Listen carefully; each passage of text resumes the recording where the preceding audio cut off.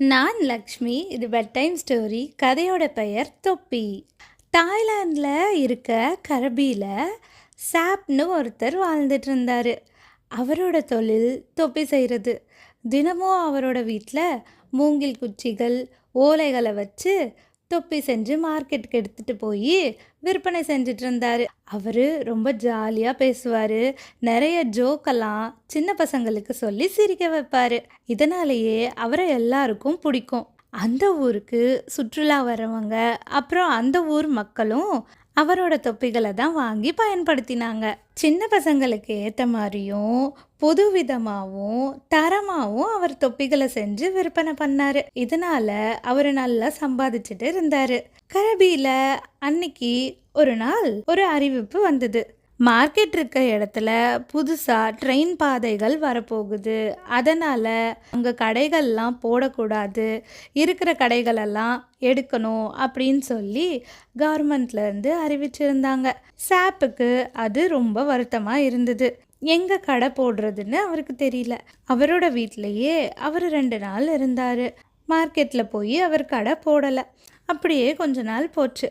அவர் வீட்டில் சும்மா இருக்காமல் வீட்டில் இருந்த நாட்களில் அவர்கிட்ட இருந்த ஓலைகள் மூங்கில் குச்சிகளை வச்சு விதவிதமாக அழகான தொப்பிகளை செஞ்சு வச்சிட்டு இருந்தார்.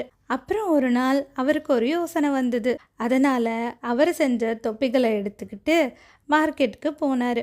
அங்கே கவர்மெண்ட் சொல்லியிருந்த மாதிரியே ட்ரெயின் பாதை அமைச்சு அங்கே இருக்க மக்களை ட்ரெயினில் ஏற்றிட்டு பக்கத்தில் இருக்கிற ஊர்களுக்கு போயிட்டு திரும்பவும் கரபி வரதை சாப் பார்த்தாரு. அந்த ட்ரெயினில் தொப்பிகளோட சாப் ஏறினார். ட்ரெயினில் இருக்க எல்லாருக்கும் வித்தியாசமான தொப்பிகளை பார்த்ததும் வாங்கணும்னு ஆசை வந்தது. அந்த ட்ரெயினில் இருந்த சின்ன பையன் அவனோட அம்மா கிட்ட அந்த தொப்பி வேணும் அப்படின்னு கேட்டான். அவங்க அம்மாவும் இது போல் தரமான அழகான தொப்பி எங்கேயுமே கிடைக்காது அப்படின்னு யோசிச்சுக்கிட்டே சரி நான் வாங்கி தரேன் அப்படின்னு சொல்லி அந்த குட்டி பையனுக்கு வாங்கி கொடுத்தாங்க. அப்படியே பக்கத்தில் இருக்க அடுத்த ஊரும் வந்தது. அங்கே இருக்க சில பேர் சொன்னாங்க, ரொம்ப அழகான தொப்பியாக இருக்கே, ரொம்ப தரமாகவும் இருக்குது, இது நாமளை வெயிலிருந்து நல்லா பாதுகாக்கும், குளிர் அடித்தாலும் அதிகமான குளிரை நமக்கு இது தராது அப்படின்னு சொல்லி அவர்கிட்ட தொப்பிகளை வாங்கினாங்க.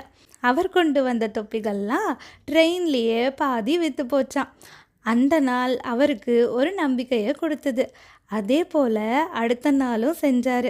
தொப்பிகளை எடுத்துக்கிட்டு மார்க்கெட்டில் இருக்க ட்ரெயினில் ஏறினார்.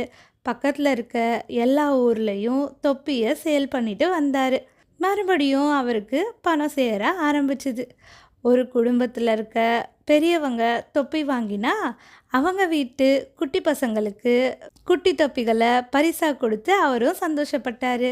குட்டி பசங்களையும் சிரிக்க வச்சார். இந்த கதையிலேருந்து நாம் என்ன தெரிஞ்சுக்கணுன்னா, க்ரியேட்டிவ் திங்கிங்கும் பாசிட்டிவ் ஆட்டிடியூடும் இருந்தால் ப்ராப்ளமாக இருக்கிறத கூட நம்ம ஆப்பர்ச்சுனிட்டியாக மாற்றிக்கலாம்.